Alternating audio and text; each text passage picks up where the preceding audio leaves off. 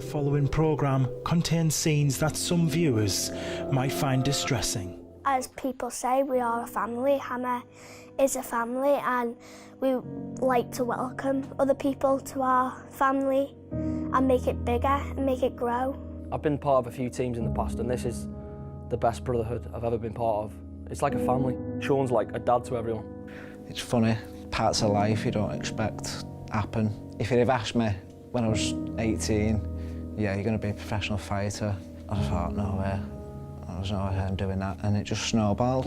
I was just fighting for something to do, and then I come to a point with my wife. She said to me, you need to turn your life around. And then I come to HAMMA. Since then, like, I've been knocking everyone else. Unless you have a deep desire and a passion for this sport, you're going to fall flat on your face pretty early on. This genuinely makes me happy. It's given me a completely different outlook on life. Oh, we've got a slugfest! Oh, huge uppercut from Rodriguez! Massive uppercut from Rodriguez! I want you being a woman and a hard woman. Look at me. If she sees you upset, she'll think she's broke you. He's got a lot of respect for the game, and he didn't get in it for money. He got in it to be the best gym. He got in it to provide fighters with the best knowledge to win, you know what I mean? He got in it for the love of the sport. There's not many people my age who do what I do. I got my dad to sell a family business just so I could do it. I'll go 6 foot under without this, you know what I mean? But I want to fight Cage where he's world champions. I want to fight Khabib. I look at them, visualise myself every day, beating them, being the world best ever. I'd like to say, if kids can use these, and these, surely they don't have to pick a gun up. We're like a big family in this gym, everyone. Ah, come on.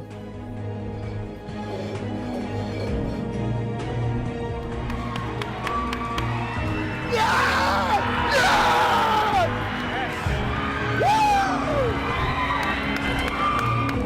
Woo! Caroline is the acumen of everything. She is the power behind everything. For Caroline to stay with me is unbelievable. My mum is definitely the boss.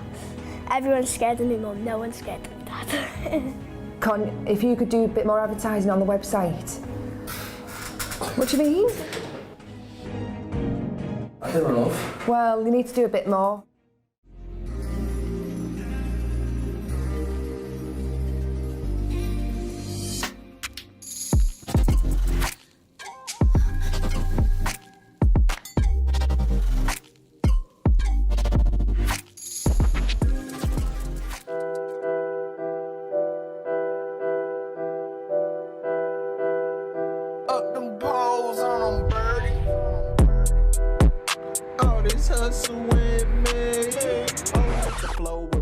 I'm ready to go, toe for toe, blow for blow. It's weird, it's suppose it's like Australia.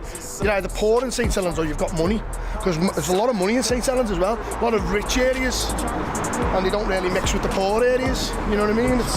But this area is, North Road is probably what most people in St Helens consider like the roughest area, this area. There's a lot of depravity and all this hustle with me.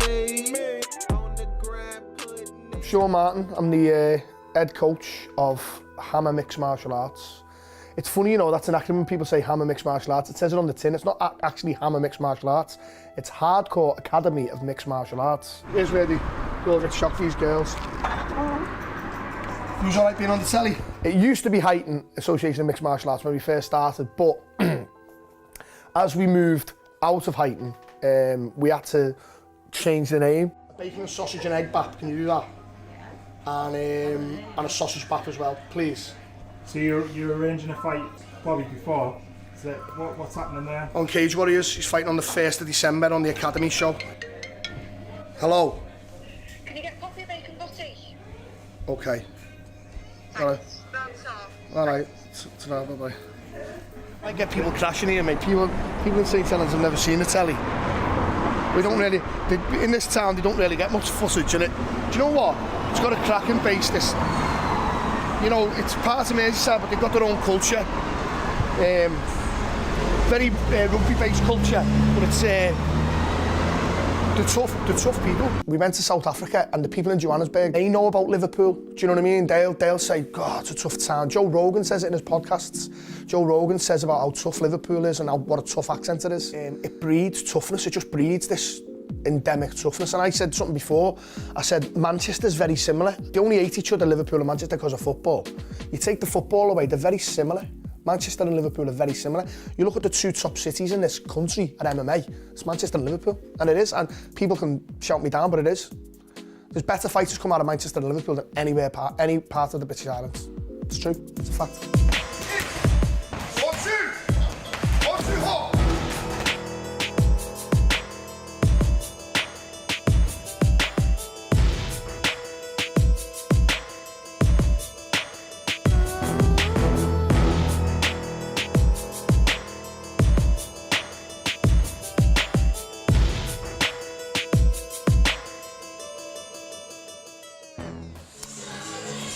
Started off doing no-gi jiu-jitsu, so we've done a couple of drills, roll, 5-5s. If you come in the night, that's when the amateurs train. In the morning, the pros train.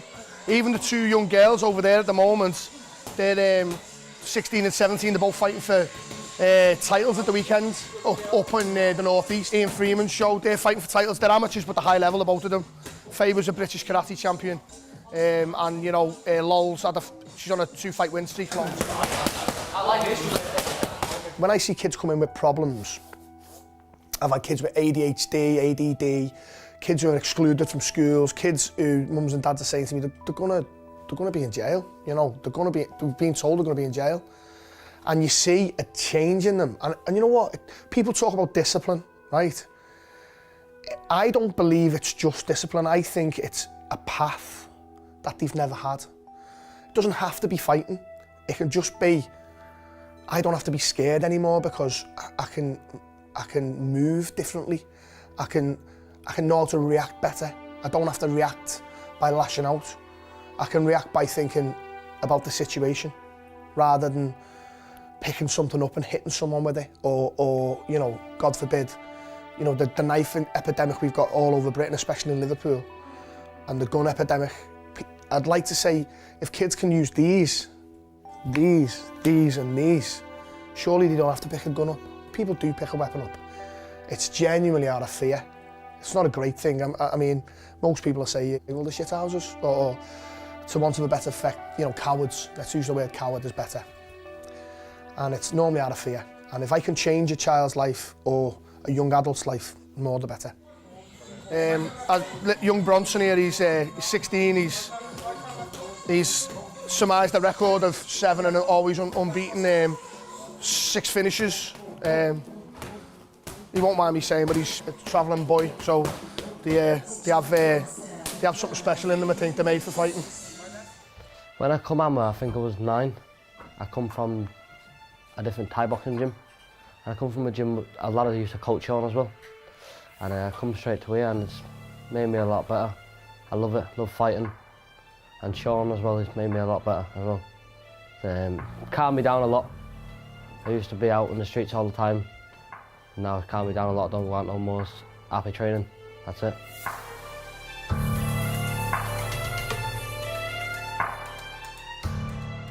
We always love fighting, that's it. My dad loves me fighting, my mum's very worried about me fighting, still like me fighting. My granddad, all my family loves me fighting, that's what I've been brought up to do, fight. That's it. My mum doesn't like me fighting at all. She's very nervous about me. But my dad, he just keeps me, wants me to train, keep me training since I've been 4. Started Thai boxing when I was 4, like I said before, the same coach trained Sean. I know I'm going to go far and that's what my family's saying to me and I'm keeping into it. 46 seconds into round number 2, we have a winner by triangle in the blue corner, Bronson Price. Fantastic performance by young Bronson Price there. I'm at amateur, I'm training with all the pros and they're keeping me all going, especially Sean. I think MMA sorts you out if you're with the right people in MMA, and I definitely am with the right people in MMA. Well, his dad brought him into me when he was about 10 or 11, saying, can you get him out of trouble, basically. And he'd been up to all sorts, and his dad was worried about him. He won't mind me saying, but a couple of his dad's family, his dad's brother is doing long jail sentences, and he didn't want him going down the same path. What straightened him out was sparring with my lad, because my lad's dead quiet, he was dead loud, full of himself, brash, off the travelling estate. He kept trying to avoid sparring with Owen. I don't want to spar him, I don't want to spar him. He sparred me on. And over the course of 2 years, I've seen him change, and even his dad was coming in saying, "No, I can see him changing." If I'm being honest, he had a bit of a bad attitude, right? And his dad could see it, you know, because his dad's not got a bad attitude at all. His dad's one of the nicest gentlemen I've ever met, you know, and he's respectful to everyone, and he wanted him to be that way. Me lad just panned his face in for about a year, and then he started holding his own, you know what I mean? And then as soon as he started holding his own and being a 50-50 spar, his attitude changed. It was like, you know, going from calling kids in the gym soft lad and come on and all this to bowing at the end of sparring. So I've got 3 children. Connor's the eldest, then Owen, and then Poppy, she's the youngest. Connor and Owen are both very into the gym. Poppy's more into her dance, but she does do, you know, things from time to time with Sean, like pads and some of the classes.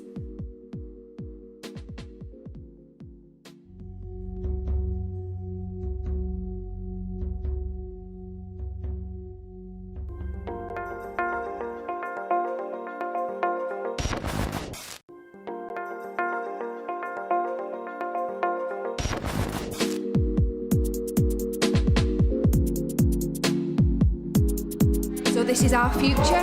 These are just some of our younger generation who are slowly working their way up to be with the big fighters.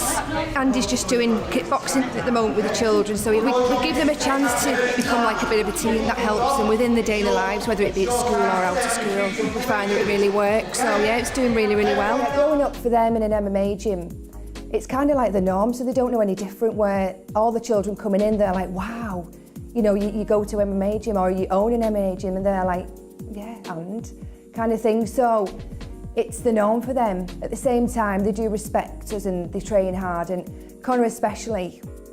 We was at college studying law, and it didn't go very well. You know, he just wanted a year out, so obviously I didn't want him to be doing nothing, so he already did Brazilian Jiu-Jitsu, so he carried that on, and now he's got a youth team, the 3rd in Europe now, you know, and he's done extremely well. Owen's at college at the moment, and Poppy's still at school, but they all get involved in the gym, and it's very, very important, as it is for me and Sean, for them to be involved. Ready? Touch hands, let's go! This is just a private session. It's a double 2-hour private session. He's been in since 2 o'clock, was it, Steve? Been in since 2 o'clock, just pure jiu-jitsu. We've done an hour nogi, which is obviously without what they're wearing there. That's just the skins and stuff like this. And then we're doing an hour gi now just to finish. Been doing some, went through about 3 or 4 techniques in the nogi. And then we're going to finish off with some techniques in about 5-10 minutes in the gi. I'm Connor Martin, I'm 18, and I train out at HAMMA MMA Academy in St Helens. I went to college and I weren't enjoying it. I just thought, where a lot of people are, they'd be stuck where they'd be like, oh, I have to stay in college, I have to go to university. I had that option to leave college and start a completely different life, you know what I mean? Start working at the gym, start teaching, and what I like to do, you know what I mean? At the end of the day, I was teaching something that was fun. I was getting paid for something that was fun at the end of the day. So how could I complain, you know what I mean? My brother's a kickboxer, yeah. I'm a grappler, he's the kickboxer. And he's, to be fair to him, I hate saying it, he is pretty good.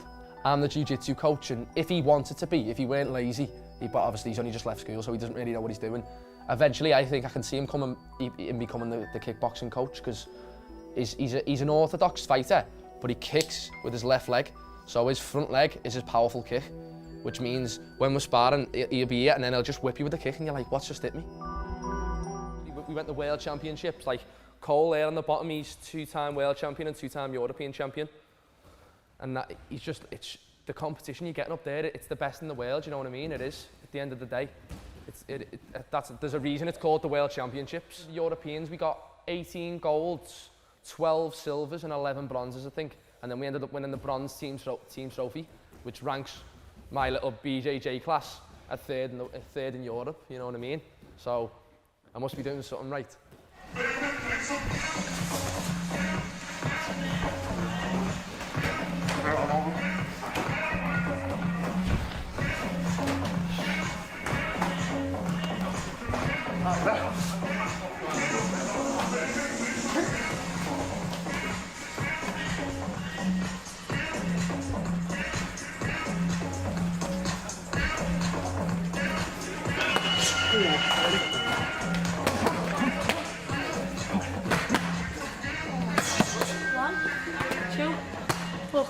right hand on them, yeah?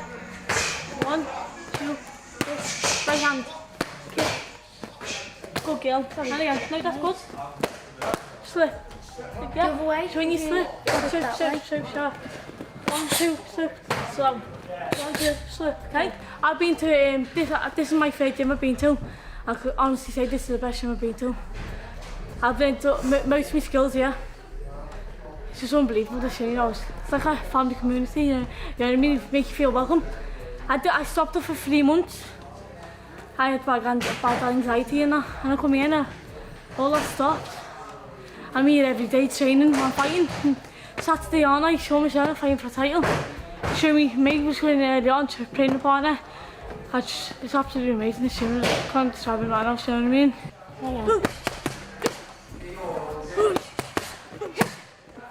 Jab. 1, 2. Inside. Right hand. Uppercut. Left hook. Right hand. 1, 2. When she actually kicks her, it makes you go dizzy. 1, 2. 1, 2. 1, 2. 1, 2. Right hand. Ready? 20%.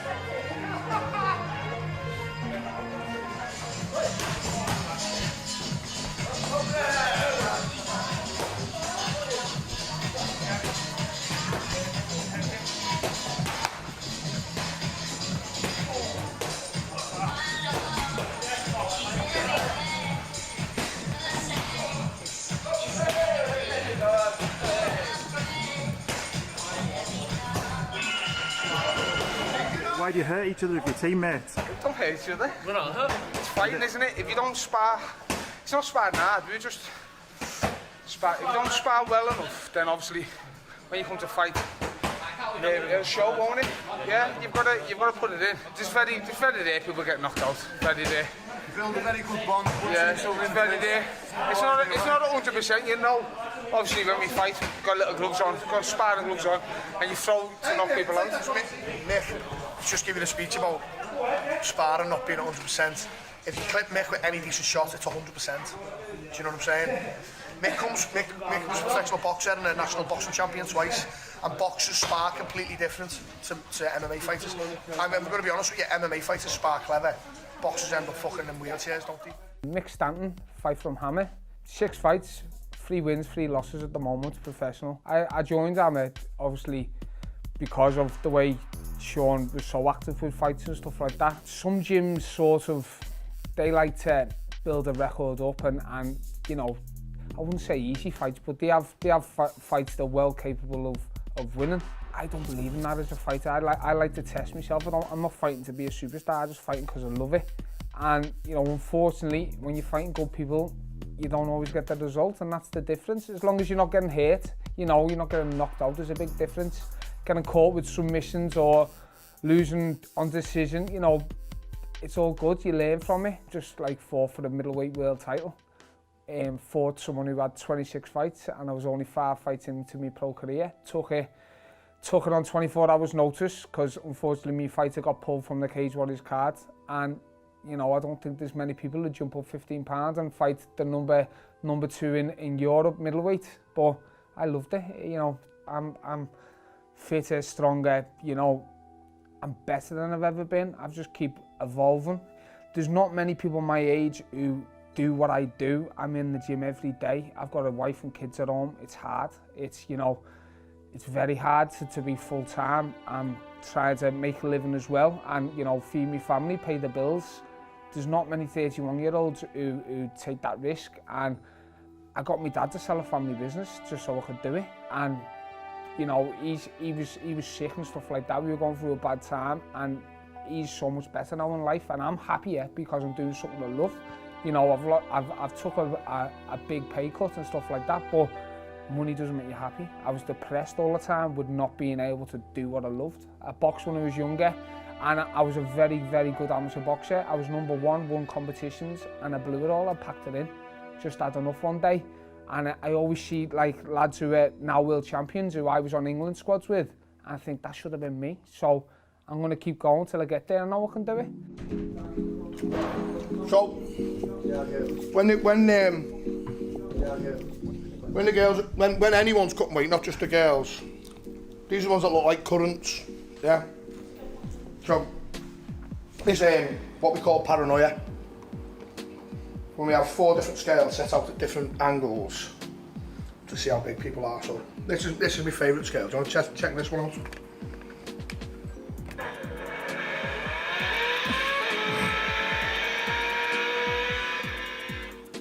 So that says I'm 111 kilos, which is quite thin for me.